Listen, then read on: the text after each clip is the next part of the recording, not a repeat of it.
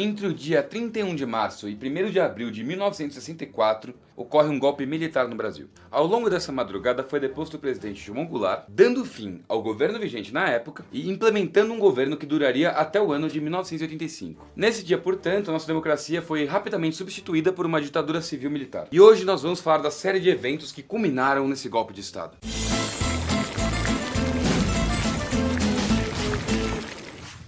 Bom, a bagunça toda começa com a vitória de Jânio Quadros, na corrida presidencial de 1960. Jânio teria como premissa geral do seu governo livrar o Brasil por completo da corrupção, ao mesmo tempo que finalmente prestaria atenção nos mais pobres. A rigor, Jânio Quadros era mais um populista. Seu populismo conservador era um contraponto ao populismo progressista de JK e ao populismo trabalhista de Getúlio, como explicamos detalhadamente no nosso vídeo sobre populismo no Brasil. Bom, mas de um jeito ou de outro, o governo de Jânio Quadros foi um verdadeiro voo de galinha.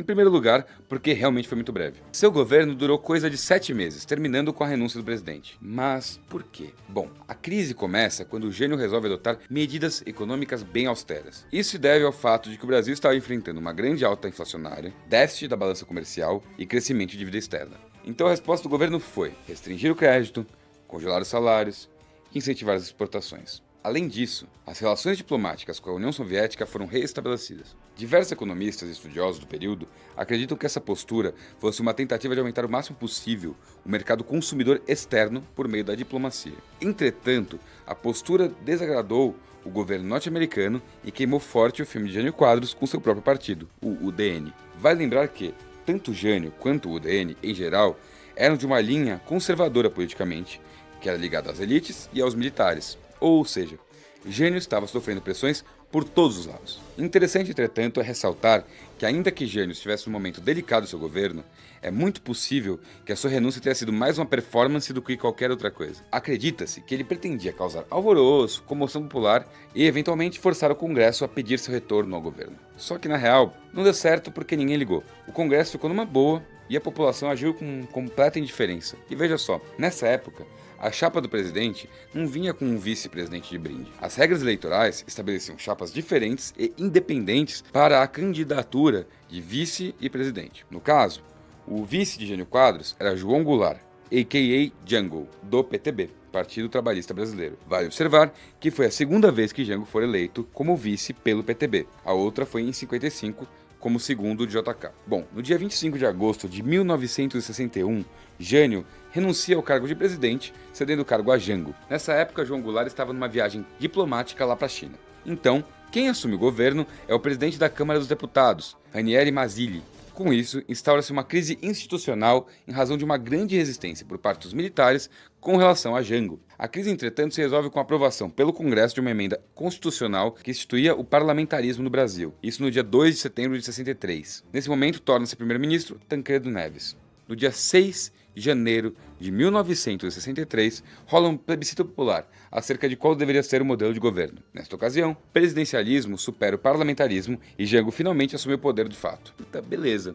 Quem era o João Goulart? Por que rolou tanta mudança no governo? O que estava acontecendo com o Brasil? Bom, vamos lá. Jango era um político gaúcho que entrara para a política por causa de um amigo conterrâneo bastante conhecido, Getúlio Vargas. Jango foi deputado federal, depois ministro do Trabalho, Indústria e Comércio, no segundo governo de Vargas. Em sua época de ministro, ele ficou bem vestido no lado dos trabalhadores. Vale lembrar do populismo trabalhista de Vargas. Uma das coisas que ele fez, por exemplo, foi aumentar em 100% o salário mínimo, o que acabou levando ele à sua renúncia, pois, bem, deixou vários empresários bem descontentes. Ou seja, Jango era visto por muitos como um comunista, o que explicava o motivo da crise de 61. Visto que ele mesmo estava na China comunista no momento de renúncia de Jânio Quadros. Então, quando o parlamentarismo foi instituído no dia 2 de setembro de 61, o país estava bem dividido. Nessa época, o governador do Rio Grande do Sul e cunhado de Jango, Leonel Brizola, encabeçou uma campanha para que Jango assumisse a presidência. Conseguiu apoio do Comando Militar do Rio Grande do Sul, líderes sindicais, estudantes e intelectuais. A solução de meio de caminho foi o parlamentarismo, que limitava o poder de Jango diante do primeiro-ministro Tancredo Neves, do PSD. Mas toda essa festa acabou com o plebiscito de janeiro de 63, que mencionamos agora há pouco. O presidencialismo ganhou com 82% dos votos. Jango, percebendo a hostilidade por parte do exército, nomeia militares de sua confiança para a chefia da casa. E realmente, desde o início de seu mandato, ele enfrentou severas dificuldades para aprovar os projetos. Isso por não dispor da base política no Congresso Nacional. Bom, em 1963, o governo abandona o plano de austeridade econômica. Nesta época, Jango, que já tinha conseguido instaurar o 13º salário, aprovou também reajustes salariais para o funcionalismo público.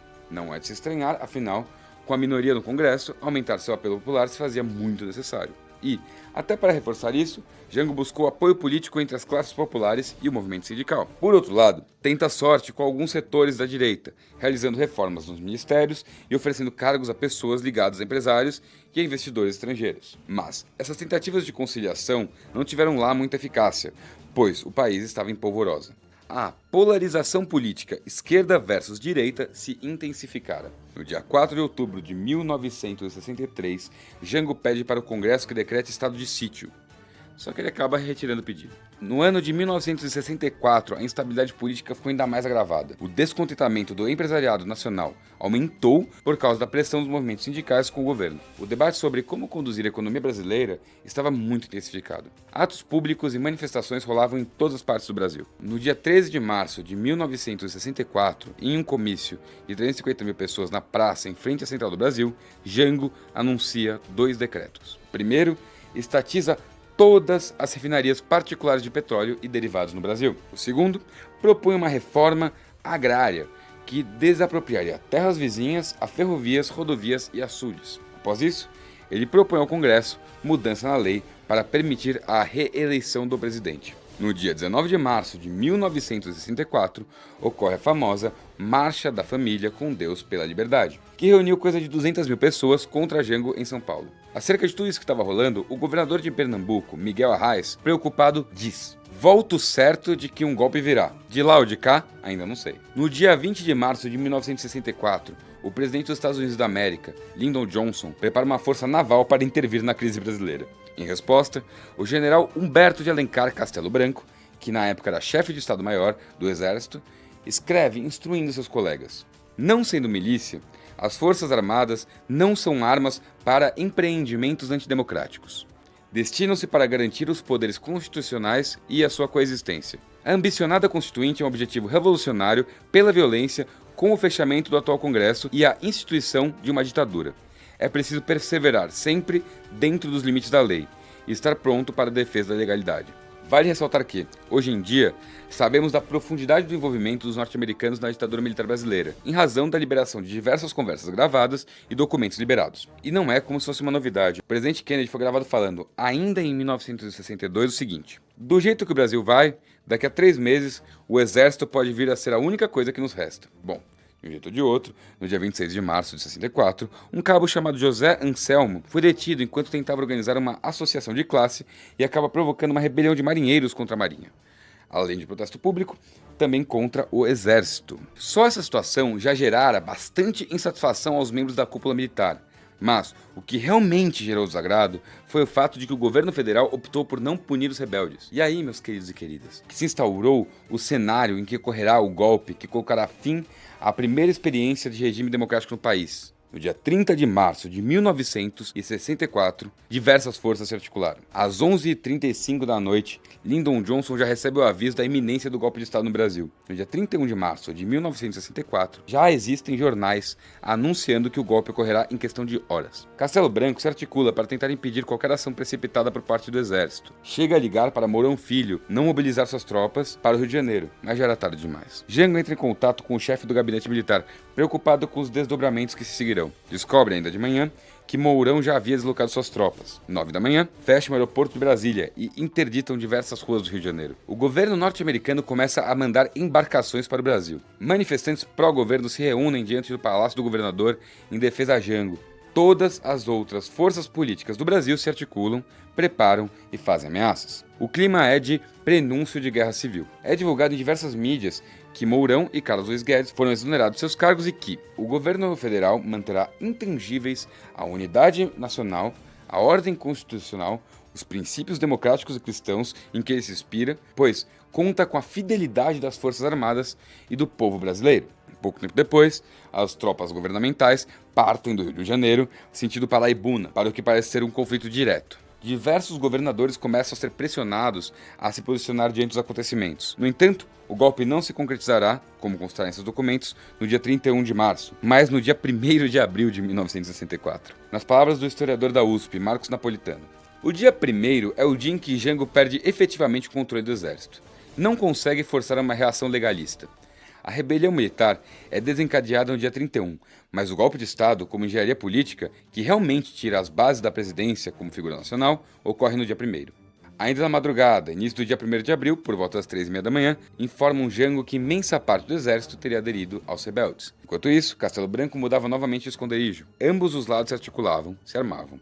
Aviões vão ao ar, mas hesitam em disparar contra os golpistas. O diretório do partido de Jango, PTB, reúne seus membros no Rio de Janeiro, faz piquetes e manifestantes planejam invadir o clube militar, mas desistem após disparos dos oficiais no local. 11 da manhã, Castelo Branco e Costa e Silva estão reunidos em um apartamento assinando o Manifesto dos Generais da Guanabara, redigido por Golbery do Couto. Momento crucial para o golpe, pois ambos esses generais, que eram profundamente influentes, resolveram aderir à conspiração. Ao meio-dia, o ministro Jair Dantas pede demissão e João Goulart resolve que é hora de sair do Rio de Janeiro e ir para Brasília. Ou, em suas palavras, isso aqui está uma ratoeira.